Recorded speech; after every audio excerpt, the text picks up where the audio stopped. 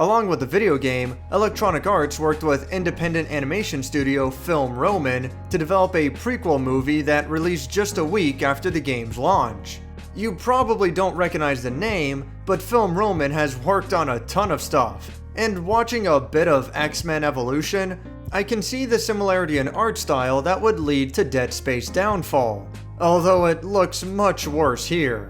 This movie is a neat little novelty for the fans, but I'd say you're not missing much if you would rather skip it. As I mentioned, Dead Space Downfall is a prequel, taking place very shortly before the events of the video game. While it features Dr. Kyne and Captain Matthias, the majority of characters are original, and the plot revolves around the security team for the Ishimura spaceship, led by the film's main character, Alyssa Vincent.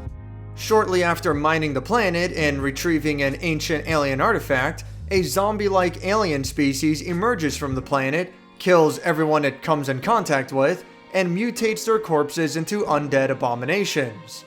Alyssa is determined to lead her crew in rescuing as many survivors as she can, and somehow find a way to evacuate the Ishimura.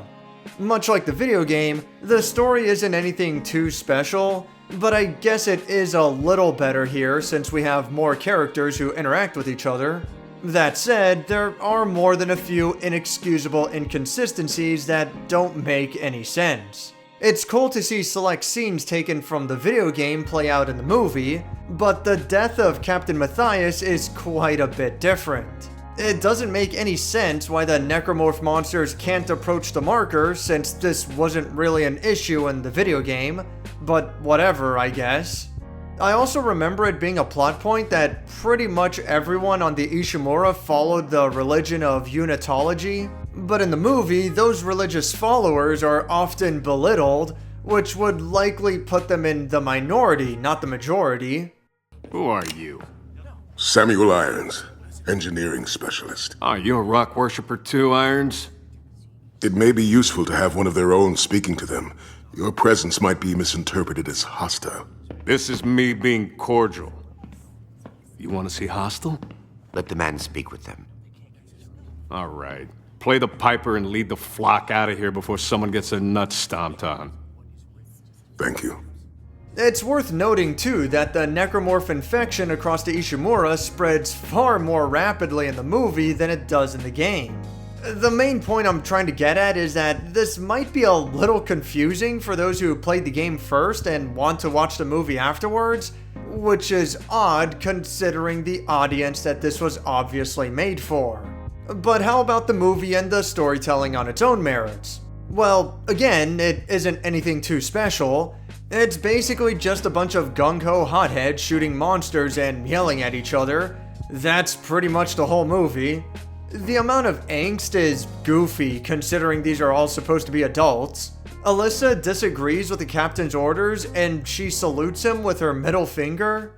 Just tell me this. Why is this thing so important? Alyssa, don't fight me on this. Once Kyne has studied the marker, you can have your team run a full analysis. Yes, sir. There is also a lot of cursing in this movie, which can be a bit silly, but I won't criticize it in this case because it is reasonably appropriate considering the situation. What the fuck was that? I don't know, fuck this shit! Let's get the fuck out of here!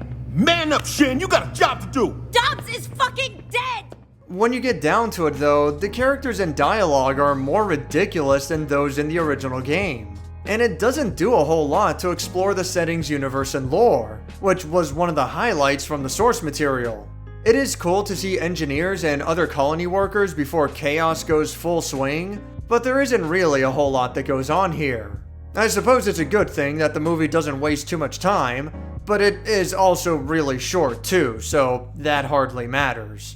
I can excuse less than stellar storytelling as long as the action or animation quality can pick up the baggage, but if you can believe it, this is probably the worst aspect. The movie's initial scene with the engineers gives an extremely poor first impression with jumpy animation frames, and this one part where the crew just walks over some kind of void with no consistency to lighting or footing. And then, when the camera zooms out, the environment and crew positioning completely changes. You might call these minor nitpicking, which is fine. I can look past that too if I have to. But how about this one? The planet is pushing back. What? There's something I read about the danger of harvesting planets. Got another line of work you're looking to get into? It says that the planet cracking procedures... Now, hold on. Is that the same character? Did I miss something? I mean, holy crap, that's a hell of a mistake to leave in. Alright, thankfully they seem to have fixed it. He's back to his red hair and pale skin tone. So I think we're back on track. Dude, come on. He changes back and forth from scene to scene. How? Like, this doesn't ruin the movie, but it is so bizarre. Generally speaking, the animation quality throughout is okay. None of it is amazing, but it gets the job done. Strangely, none of the weapons from the video game are in the movie.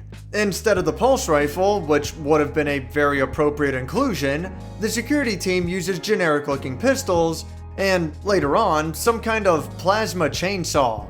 There are neat little details like the fat, bloated zombie housing a bunch of tiny bug creatures, and the baby monster makes an appearance too. So the source material is at least somewhat respected.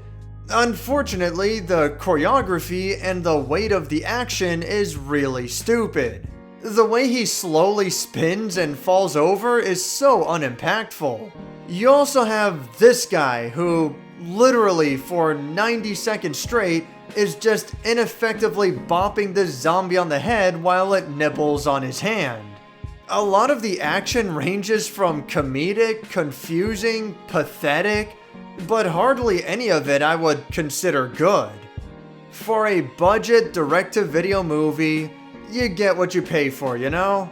It very much is what it is. The story is lame and the animation quality is serviceable at best, but largely poorly done.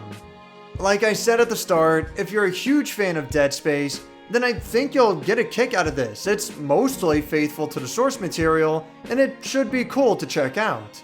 Otherwise, feel free to forget that this exists. There's, like, nothing interesting here. Thanks for watching my review on Dead Space Downfall.